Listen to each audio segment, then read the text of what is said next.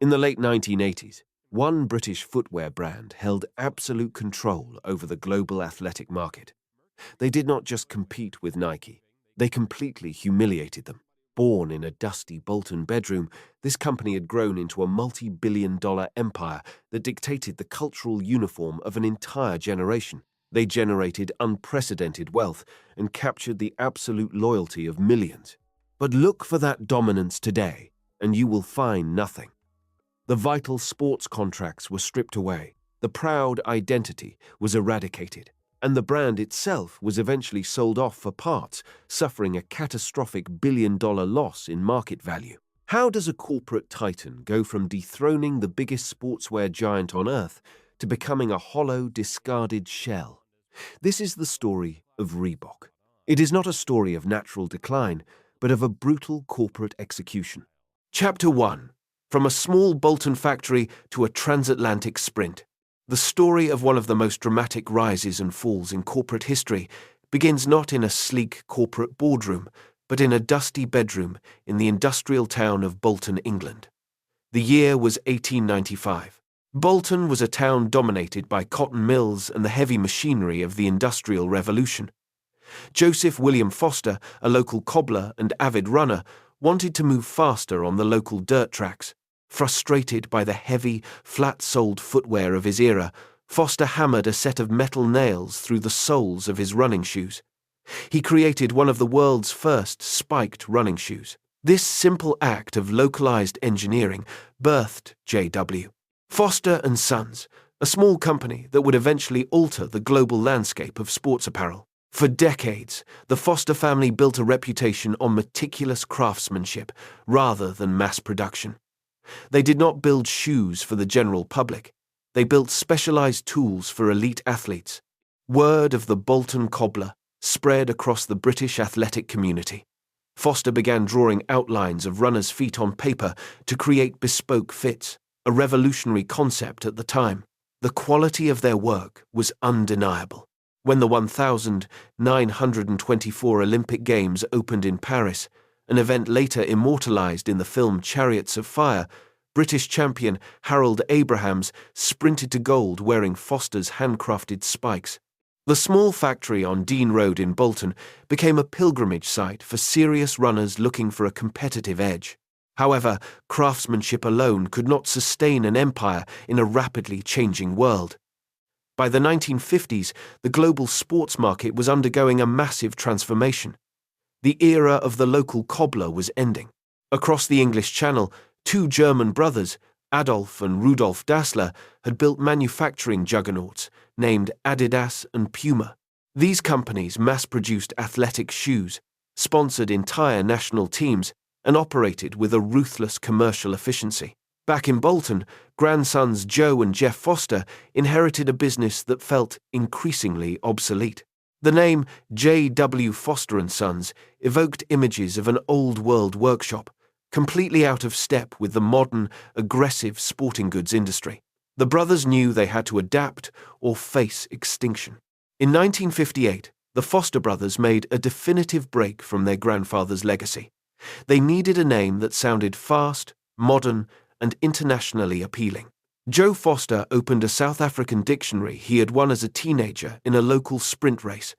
He scanned the pages and stopped at the word Reebok, a species of African antelope known for its remarkable speed and agility. They modified the spelling to make it visually distinct and legally protectable. The name Reebok was officially born. They paired the new name with the Union Jack flag, aiming to sell a premium British identity to the rest of the world. Despite the modern rebrand, the following 2 decades proved incredibly difficult. Changing a name did not magically fill the company's bank accounts. Throughout the 1960s and 1970s, Reebok operated out of an aging former brewery building in Bury, just outside Bolton.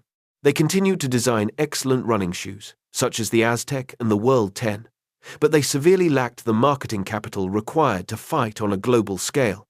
They sold only a few thousand pairs a year. Adidas and Puma suffocated them in the European market, while a new upstart named Nike was aggressively taking over the United States. Reebok remained a niche, high-quality, but entirely obscure brand. They were effectively ghost runners in an industry racing toward a multi-billion-dollar future. The trajectory of the company completely fractured in 1979. Joe Foster traveled to the United States to attend the National Sporting Goods Association trade show in Chicago.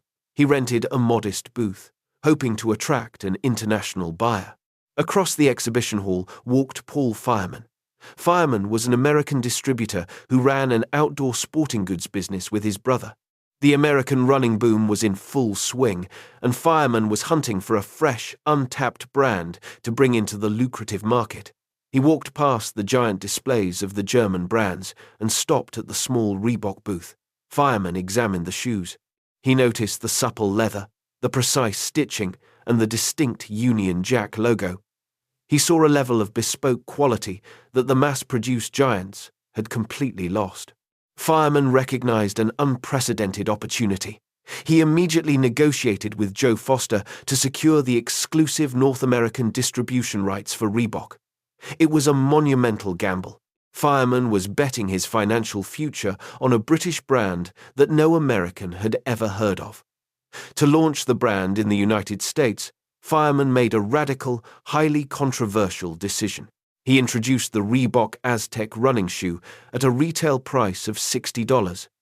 At that time, this made it the most expensive running shoe available on the American market. It was a massive psychological play. Fireman gambled that serious runners would associate the unprecedented high price tag with superior quality and elite status. The gamble paid off brilliantly. The initial shipment sold out almost immediately. The obscure footwear brand from Bolton had finally planted its flag in American soil. This transatlantic leap set the stage for an explosive decade that would soon tear the global sneaker industry apart. Chapter 2. Capturing the female market and overthrowing a giant. At the dawn of the 1980s, the athletic footwear industry operated under a rigid, unspoken rule. Companies built shoes for men. Brands like Adidas, Puma, and the rapidly growing American powerhouse Nike focused their entire research and development budgets on male runners, basketball players, and tennis professionals. The sporting goods store was a male domain. Women who wanted to exercise had to settle for scaled-down versions of men's shoes or flimsy canvas plimsolls that offered zero support. The industry giants viewed women's fitness as a marginal, unprofitable afterthought. This blind spot created an unprecedented commercial vulnerability. While the executives in Oregon and Germany obsessed over track and field performance, a quiet revolution was taking place inside local gymnasiums across the United States. A new fitness craze called aerobics began sweeping the nation. Led by figures like Jane Fonda, whose workout tapes would soon sell millions of copies worldwide, aerobics brought fitness indoors. It combined high-energy music with rhythmic cardiovascular routines. Crucially, millions of women drove this movement. They flooded local gyms, community halls, and living rooms, transforming the landscape of modern exercise. Paul Fireman and his team at Reebok noticed the shift. They saw instructors and participants struggling with heavy, stiff running shoes on wooden studio floors. Running shoes were built for forwarding motion on asphalt, not the lateral, bouncing movements of an aerobics class. The women needed something different. They needed support, flexibility, and above all, absolute comfort. Reebok made a decision that fundamentally altered the global sportswear landscape. They decided to design a shoe exclusively for this new female demographic. In 1982, Reebok released the Freestyle. It was a radical departure from anything on the market. Instead of stiff nylon and hard rubber, the Freestyle was constructed from glove-soft garment leather. It felt supple from the moment it left the box, requiring absolutely no break-in period. It featured a soft terry cloth lining to absorb sweat and prevent blisters. Visually, it was a masterpiece of timing. The Freestyle looked less like a bulky piece of sports equipment and more like a sleek, modern ballet slipper, complete with distinctive Velcro straps at the ankle. When Reebok introduced the Freestyle to the trade buyers, the established industry laughed. Competitors dismissed aerobics as a passing fad, a temporary dance craze that would vanish within months. They believed investing capital into a women's specific aerobic shoe was corporate suicide. Nike completely ignored the trend, focusing solely on the upcoming 1984 Los Angeles Olympics and their roster of elite male track stars.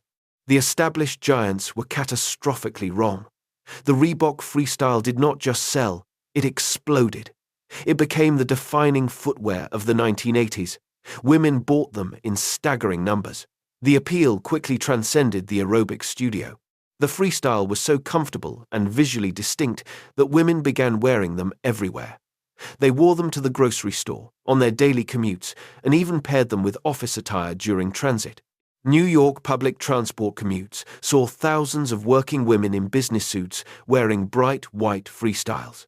The shoe became a cultural staple, available in a rainbow of bright neon colors that perfectly matched the fashion aesthetic of the era.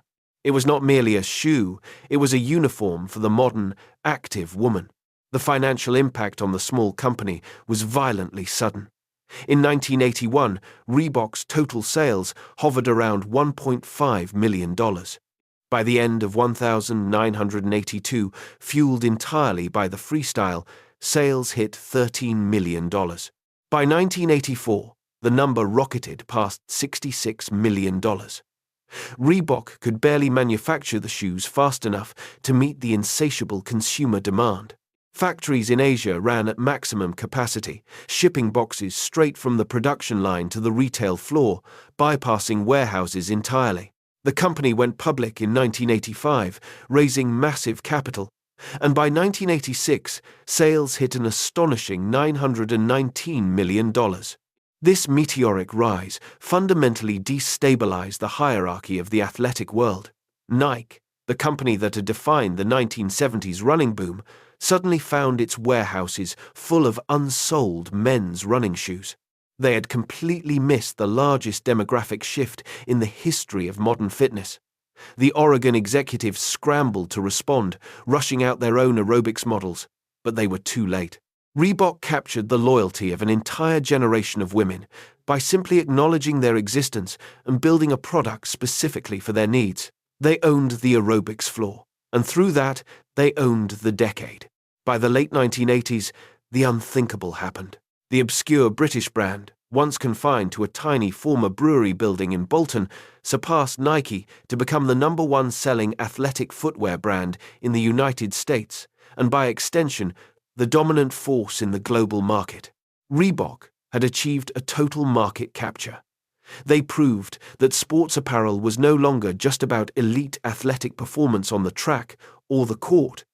It was about lifestyle, culture, and mass participation.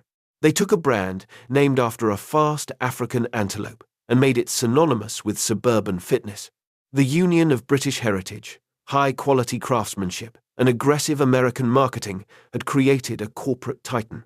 Reebok stood at the absolute summit of the sporting world. They had the capital, the cultural relevance, and the dominant market share.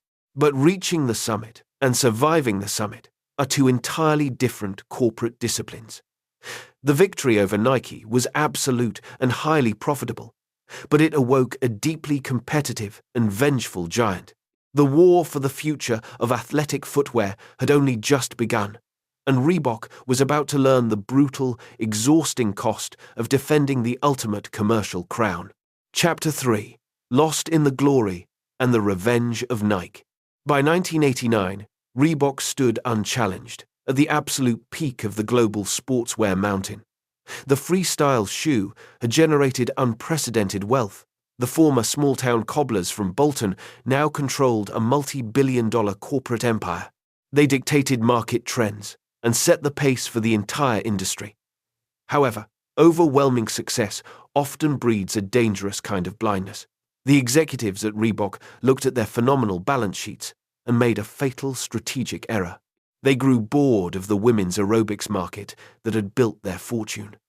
They looked across the commercial battlefield and wanted to beat their biggest rival on its own territory.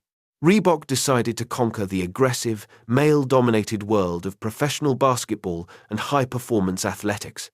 It was a drastic pivot, driven entirely by corporate ego rather than genuine consumer demand.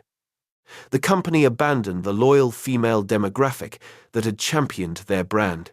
Instead, they chose to chase the exact demographic that Nike already understood intimately. To challenge Nike on the professional basketball court, Reebok required a technological marvel and a towering athletic superstar. In late 1989, they introduced the Reebok pump. It featured an internal inflation mechanism that allowed the wearer to physically pump air into the tongue of the shoe for a custom fit. It was a bold, complex, and highly expensive piece of engineering. Reebok priced the flagship model at $170, an astronomical and controversial figure at the time. To sell this radical new technology, Reebok needed a face that commanded absolute attention. They found it in Shaquille O'Neal, a massive, charismatic basketball rookie who routinely shattered backboards and dominated sports headlines. Reebok handed O'Neal a colossal endorsement contract. They poured tens of millions of pounds into aggressive television campaigns. The advertisements directly mocked Nike, showing athletes pumping up their Reebok shoes before easily defeating opponents wearing other brands. For a brief period, the aggressive strategy appeared to work perfectly. The pump became a massive cultural phenomenon. Children pumped their shoes on playgrounds across the world. Shaquille O'Neal gave the brand a rebellious, powerful edge. However, this newfound success in the men's market was a superficial illusion.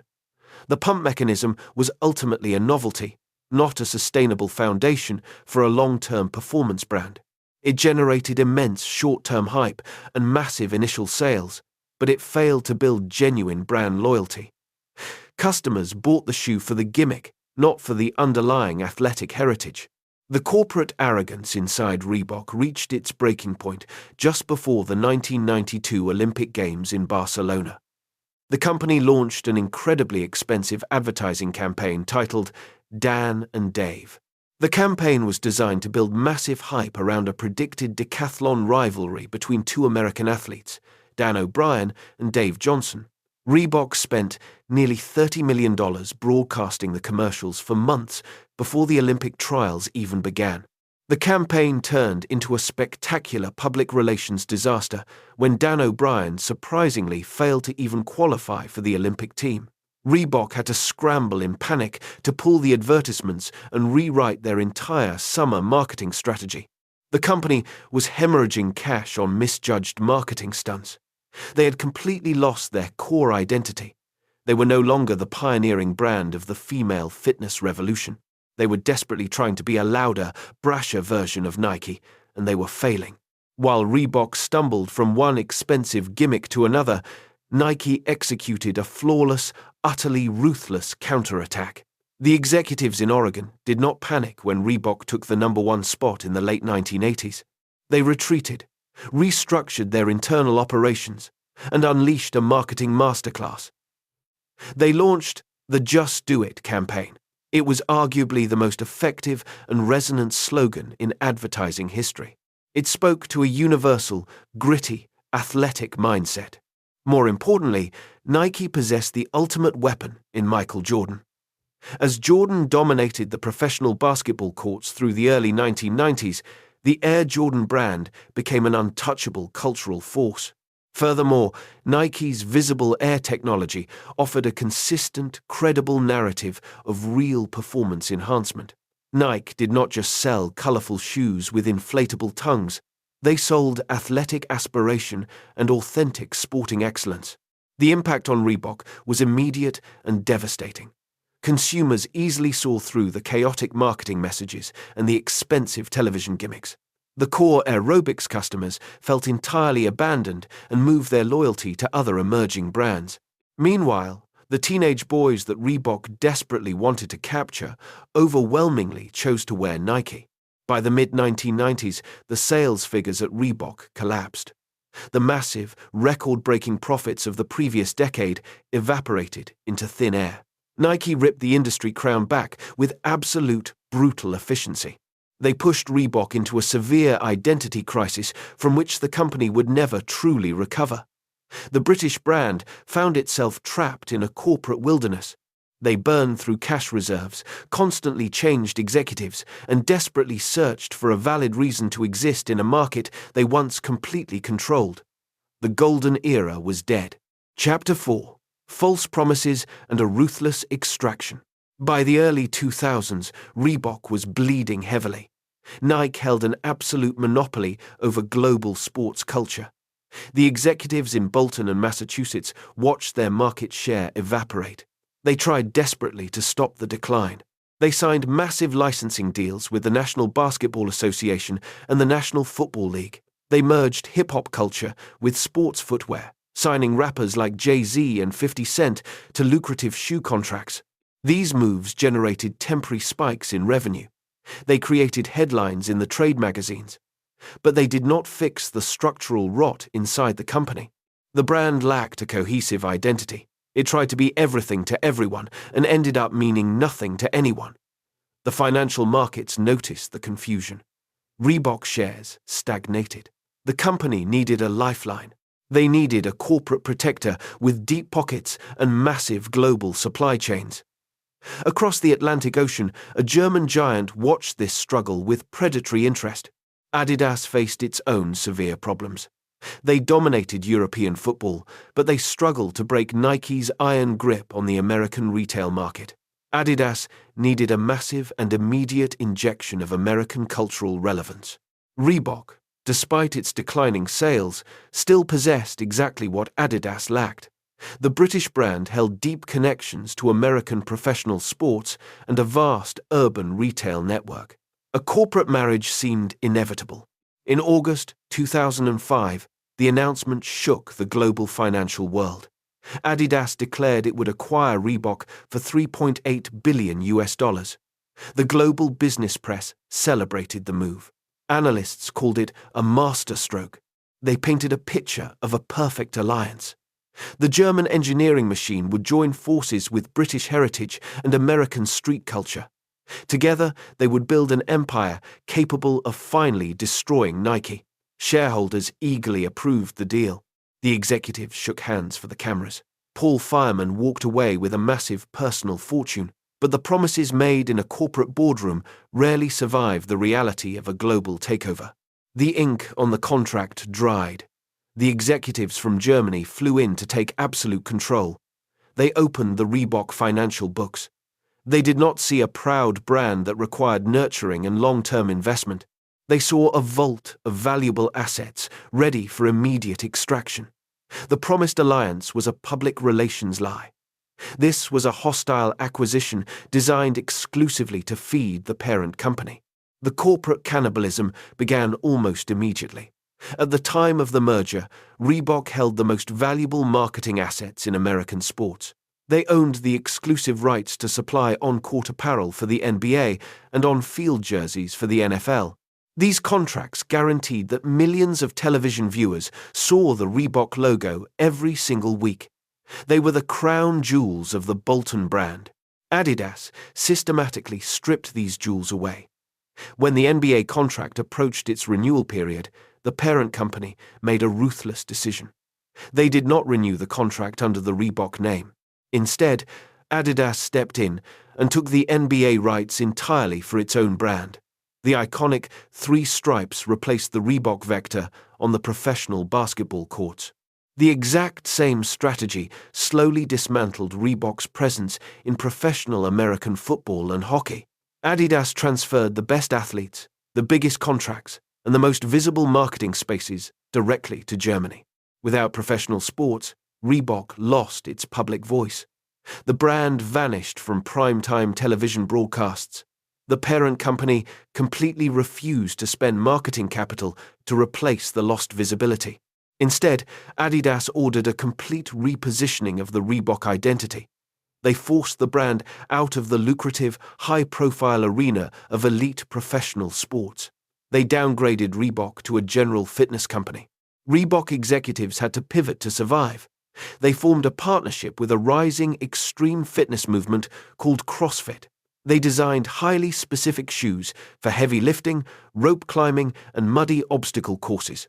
CrossFit grew quickly, and Reebok successfully cornered that specific niche. However, a niche fitness market simply cannot generate the billions of dollars required to sustain a global footwear empire. Selling shoes to a few 100,000 dedicated gym members is fundamentally different from selling shoes to millions of teenagers who want to emulate elite basketball players. The physical decline of the brand perfectly mirrored its corporate demotion. The prestigious flagship stores, situated in prime retail locations, quietly closed their doors. Premium retailers dropped Reebok from their primary display walls. The shoes that once defined an entire generation of fitness enthusiasts now sat in the clearance bins of discount department stores. The manufacturing materials felt cheaper. The shoe designs felt uninspired and derivative. Adidas had executed a perfect, brutal corporate harvest. They bought Reebok, extracted its American market share, absorbed its distribution networks, and stole its most valuable sports contracts. Once they consumed the vital organs of the business, they left the Reebok brand to starve. The proud British name, born from a brilliant cobbler in Bolton and built into a global titan, was reduced to a mere pawn. Reebok became a sacrificial asset, deliberately diminished to protect and elevate the profits of its German owner. The brand physically survived, but it was entirely hollowed out. Chapter 5. The bitter end of a patched dynasty. By 2020, the athletic footwear industry had moved on. Nike reigned supreme, Adidas held a strong second position, and newer brands captured the remaining market share. Inside the Adidas headquarters in Germany, a new executive team reviewed their global portfolio. They looked at the numbers for Reebok. The brand that once conquered America now represented a fraction of their total sales. It was no longer a competitor. It was barely a participant. The German giant had extracted every useful asset, every valuable sports contract, and every shred of cultural relevance over the past 15 years. Reebok had served its corporate purpose. Now it was simply dead weight. The Adidas leadership made the final, clinical calculation. They announced a formal plan to divest Reebok, framing the decision as a strategic refocus on their core brand. Behind the polished corporate language, the reality was stark. They were putting a hollowed-out shell on the open market. The search for a buyer did not attract rival sportswear giants. It attracted private equity firms and brand management companies. These were not shoemakers. They were financial entities that specialized in buying distressed intellectual property and squeezing out the remaining profit. In August 2021, a definitive agreement was reached. Authentic Brands Group, an American management company, purchased Reebok. The final price tag exposed the sheer scale of the destruction. They bought the brand for roughly $2.5 billion. 16 years earlier, Adidas had paid $3.8 billion. Over a decade and a half of supposed synergy and partnership, Reebok had lost over $1 billion in market value. It was a staggering destruction of wealth. Authentic Brands Group operates on a completely different business model. They do not own sprawling factories or employ thousands of innovative footwear designers. They acquire famous names and license those names to third-party manufacturers and distributors worldwide. Under this new ownership, the Reebok logo began appearing on a vast array of unconnected products. The vector symbol was stamped on budget gym equipment, generic activewear, and heavily discounted accessories. The brand was chopped up and sold in pieces across different global markets. The central driving identity of the company vanished completely. To understand how an empire falls this far, one must look at the sequence of fatal choices. The decline of Reebok was not an accident. It was the direct result of corporate arrogance and a catastrophic loss of identity. The tragedy began when they abandoned the female demographic that built their fortune in the 1980s. They dominated the aerobics market, but grew bored of their own success. They traded an incredibly loyal customer base for a foolish, unwinnable war against Nike in the male basketball arena. They relied on expensive, temporary gimmicks like the pump technology instead of building sustainable athletic credibility. They threw tens of millions at chaotic advertising campaigns that confused their audience. When sales inevitably dropped, they panicked. The final, fatal error was the sale to Adidas. Reebok sought a savior, but invited a predator into their house. Adidas never intended to elevate Reebok to equal status. They bought a rival to strip it of its American sports contracts and neutralize a historical threat. Reebok died the moment it became a subsidiary of a direct competitor. The contrast between the beginning and the end is deeply unsettling. Over a century ago, Joseph William Foster hammered spikes into running shoes by hand in a tiny bedroom in Bolton. He built bespoke footwear for Olympic champions. He cared about precision, speed, and the specific needs of the athlete. His grandsons took that dedication and built a brand that defined the global fitness revolution of the 1980s. They possessed a sharp, aggressive ambition that briefly toppled the biggest companies on earth. Today, that legacy exists merely as a legal trademark. The factories in the United Kingdom are long gone. The corporate headquarters that once planned the downfall of Nike are empty. The Reebok name survives, but the soul of the company has been entirely eradicated. The brand name is leased out to the highest bidder, applied to products that the Foster family would never recognize. The story of Reebok stands as a brutal lesson in corporate history.